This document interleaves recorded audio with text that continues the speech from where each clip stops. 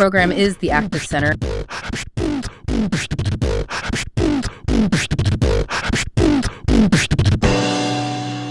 Have you ever looked at a company like Amazon or Nvidia and just kicked yourself for not getting in on the ground floor? I mean, that's the dream, right? Well, today we're going to dive into exactly that idea.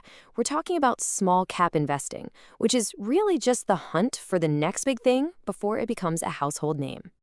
I mean, how is that even possible? A company growing by over 700,000%. It sounds like a typo, doesn't it? But believe it or not, this is a real number. It's from a real company that you've definitely heard of. So stick around, because we're going to break down exactly how that kind of, explosive growth can actually happen. Okay, so how do you get that kind of massive growth? Well, it all starts at the beginning, right? It starts with the tiny little seeds that eventually grow into these corporate giants. And that brings us to our first topic. What exactly are small caps? All right, so small cap, what does that even mean? Simply put, it's a company with a smaller market capitalization. And market cap is just a fancy way of saying the total value of all its stock shares added together. Now, we're not talking about your local pizza place here, but we're also definitely not talking about a behemoth like Apple. It's this kind of sweet spot, usually between $300 million and $2 billion. They're big enough to be publicly traded, but they're still small enough to have this incredible potential to grow. And this quote really says it all. They have more room to run. Think about it for a second. For a company like Apple, which is worth trillions, to double in size, it has to find another $1 trillion in value. That's a huge mountain to climb. But a smaller company, a company worth, say, $500 million, it has a much, much longer runway ahead of it. And that potential for explosive, exponential growth is what gets investors so fired up.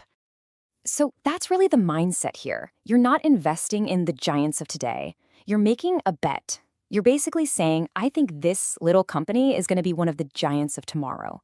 It's all about looking ahead. Okay, enough with the theory. Let's see this in action. This is my favorite part because this is where it gets really, really exciting. We're going to look at some of those tiny seedlings that, they grew into the biggest trees in the entire forest.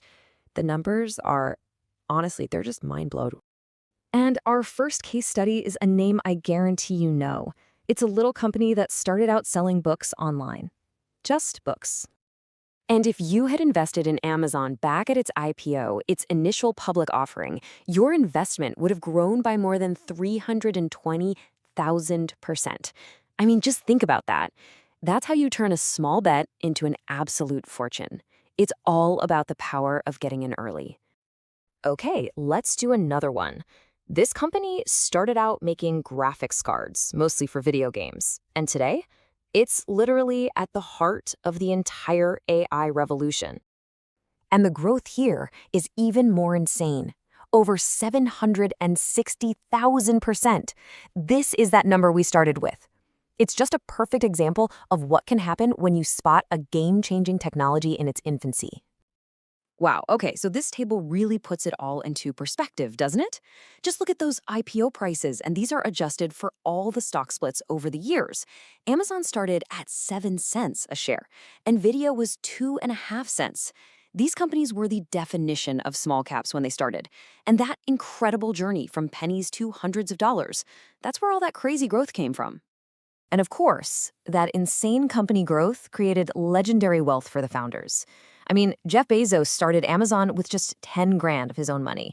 Jensen Huang started with 40,000. It's incredible. But, and this is a huge but, for every single one of these amazing success stories, there are thousands of companies that just didn't make it. And that brings us to the other side of this coin. Okay, let's pump the brakes for a second. Before we all get carried away and start looking for the next Nvidia, we have to talk about risk. Because with the potential for these kinds of massive rewards comes massive risk. It's a trade-off, and it's one you absolutely have to get your head around. This chart really lays it out perfectly. On one side, you have something like an S&P 500 index fund.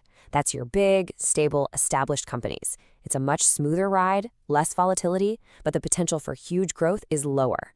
Then you've got small caps. They are the complete opposite. They're way more volatile. We're talking bigger swings up and down. Because they're younger, they might have just one main product, their idea might not be proven yet, but that's the price you pay for a shot at a much, much higher ceiling. So it really just boils down to you and what kind of roller coaster you're willing to ride. All right, so now that we've got a healthy respect for the risks, let's get back to the fun part. Let's look forward again. Where could the next Amazon or the next NVIDIA be hiding? What are some of the seedlings that people are watching right now? Now, these are just a few examples of companies that are in that small cap stage right now. You've got QuantumScape trying to totally change the game with EV batteries, Rocket Lab, which is all about making space more accessible, and Joby Aviation, which is working on, get this, electric air taxis. I mean, these are the classic high-risk, high-reward bets we've been talking about. Each one is trying to revolutionize a huge industry. Okay, so let's say you're intrigued. You get the potential, you understand the risks. So what do you actually do? How does someone get started with this stuff? Let's walk through the first steps. It's actually pretty straightforward. It boils down to 3 basic steps. Number 1, choose your style. Do you want to go passive and just buy a fund that tracks a whole bunch of small cap stocks? Or do you want to go active, where a fund manager is trying to handpick the winners for you? Step 2, based on that choice, you go out and find a fund that fits. And step 3, and I can't say this enough, this is the most important one, you have to look in the mirror and be totally honest with yourself about the risk. Acknowledge that volatility before you put any money on the table. So let's make that a little more concrete. A passive fund, like the Vanguard one here, is kind of like buying the whole haystack to find the needle. It just automatically buys all the stocks in a certain small cap index. You get broad exposure. An active fund, like the other 2 examples, is different. That's where you're paying a manager to be a needle hunter. You're betting on their expertise to research and find those specific companies they think are going to be the next giants. So one approach gives you the whole market, the other gives you an expert's best guess. And look, we have to put this on the screen. It is probably the most important sentence in all of investing. Past performance is not a guarantee of future results. Just because we saw what Amazon and NVIDIA did, that does not mean every little company is going to do that. In fact, most won't. For every giant, there are tons of seedlings that just never grow. You have to burn that into your brain. So that brings us right back to the beginning. The next generation of game changers, they're out there. Right now, they're in their seedling stage. The potential for growth is, as we've seen, absolutely enormous. But, as we've also seen, so is the risk. So the only question left for you is, once you've done all your homework, which of today's seedlings do you think will become the giants of tomorrow?